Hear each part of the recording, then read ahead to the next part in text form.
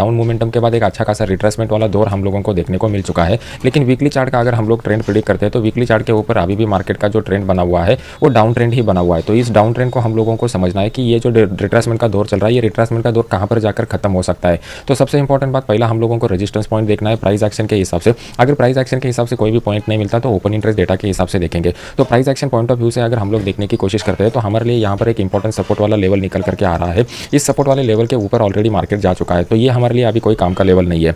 Next हमारे लिए important open interest data का लेवल निकल करके आ रहा है। तो ओपन इंटरेस्ट के डेटा में अगर आप लोग देखते हो तो ये जो 44,000 का लेवल है, ये हमारे लिए क्रूशियल लेवल निकल करके आ रहा है। तो आने वाले वीक में इधर मार्केट इस लेवल से रिट्रेस हो सकता है या फिर यहाँ से अपसाइड का मोमेंटम दिखा सकता है। अभी मार्केट रिट्रेस होगा या अपसाइड को कंटिन्यू करेगा, ये अगर हम लोगों को समझना है तो हम लोगों को जाना पड़ेगा डेली चार्ट के ऊपर। तो डेली चार्ट में हम लोगों को एक बात क्लियर हो गई कि हमारे लिए इंपॉर्टेंट लेवल सिर्फ और सिर्फ ओपन इंटरेस्ट डेटा से मिल रहा है। अगर आप देखोगे तो हमारे लिए एक इंपॉर्टेंट लेवल निकल करके आ रहा है। इस लेवल का इंपॉर्टेंस इसलिए है क्योंकि इस लेवल को मार्केट ने मल्टीपल बार टेस्ट किया हुआ था। तो यहाँ पर अगर आप देखोगे तो प्राइस एक्शन में इसी पॉइंट से मार्केट में एक तेज गिरावट हम लोगों को देखने को मिली और इसी पॉइंट से मार्केट मल्टीपल बार बाउंस बैक ले रहा था। तो ये जो तेज गिरावट यहाँ पर देखने को मिल चुकी है, ये हम लोगों के लिए इंपॉर्टेंट लेवल 44,000 के करीब आ रहा है। तो price action point of view से भी हम लोगों को एक लेवल मिल रहा है और ओपन इंटरेस्ट डेटा के पॉइंट ऑफ व्यू से भी एक लेवल मिल रहा है। और पिछले 3-4 दिनों का अगर आप मार्केट देखोगे तो मार्केट यहाँ पर कंप्लीटली रेंज बाउंड हो चुका है। मतलब बड़े प्लेयर का साइकोलॉजी हमें क्या इंडिकेट कर रहा है कि बड़ा प्लेयर यहाँ पर अपॉर्चुनिटी का वेट कर रहा है और यहाँ पर बड़ा प्लेयर डिसाइड करेगा कि मार्केट जो है वो कौन से डायरेक्शन में जा सकता है। अभी मार्केट में अगर आप देखोगे तो एक अपसाइड का मोमेंटम दिखा दिया और यहाँ पर डेली चार्ट के ऊपर मार्केट रिट्रेस हो चुका है।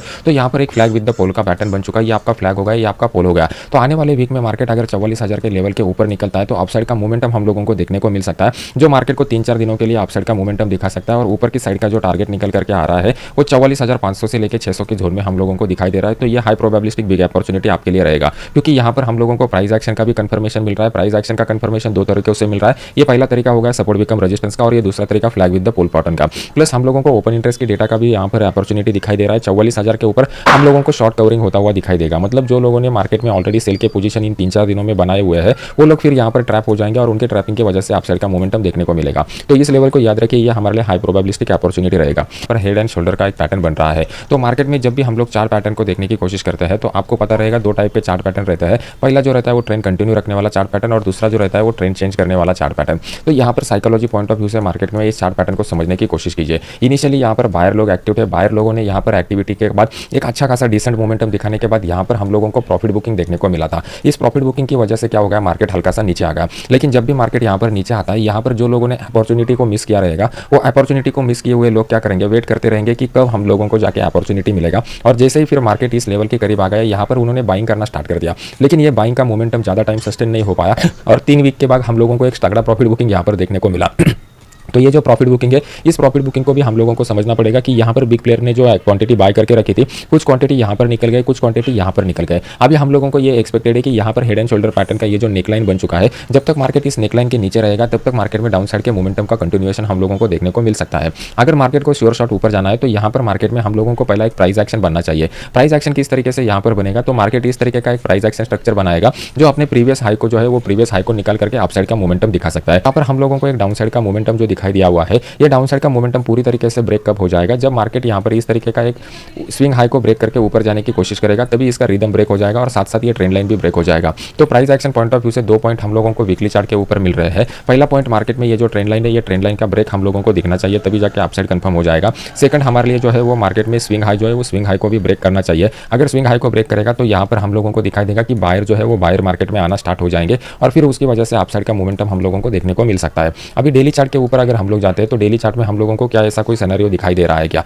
तो सबसे इंपॉर्टेंट बात, हम लोगों को यहाँ पर डेली चार्ट के ऊपर एक ट्रेंड लाइन मिल रहा है। पहले तो इस ट्रेंड लाइन को ड्रॉ करेंगे। अभी ट्रेंड लाइन के बाद हम लोगों को क्या हो रहा है, एक स्विंग हाई दिखाई दे रहा है, उस स्विंग हाई को यहाँ पर मार्क करके रखेंगे। तो हमारे लिए यहाँ पर 2 लेवल मिल चुके हैं। ये 2 लेवल हमारे लिए बहुत ही क्रूशियल लेवल की तरह काम करेंगे। इस लेवल के करीब मार्केट आकर कैसा एक्टिविटी करता है ये हमारे लिए इंपॉर्टेंट रहेगा। तो आने वाले वीक में अगर मार्केट इस लेवल को भी ब्रेक करेगा तो ऊपर की साइड में ये वाला level as a resistance level की तरह काम करेगा। प्लस 19,500 का जो लेवल है वो इंपॉर्टेंट है, क्योंकि ओपन इंटरेस्ट डेटा के हिसाब से कॉल की साइड में one of the highest open interest बन चुका है, जो यहाँ पर रेजिस्टेंस की तरह काम करेगा। तो अभी इसको थोड़ा साइकोलॉजी पॉइंट ऑफ व्यू से समझने की कोशिश कीजिए कि यहाँ पर क्या सोच रख रहे हैं बड़े प्लेयर। तो जब भी हम लोग बड़े प्लेयर की सोच को समझने की कोशिश करते हैं तो हमारे लिए इंपॉर्टेंट क्या रहेगा, जब भी मार्केट 19,500 के करीब जाएगा तो यहाँ पर लोगों ने कॉल राइट करके रखे हुए हैं। मतलब ये बड़े प्लेयर की ये सोच है कि मार्केट जो है वो इस लेवल से रिवर्स होने की हाई प्रोबेबिलिटी है 19,500 की।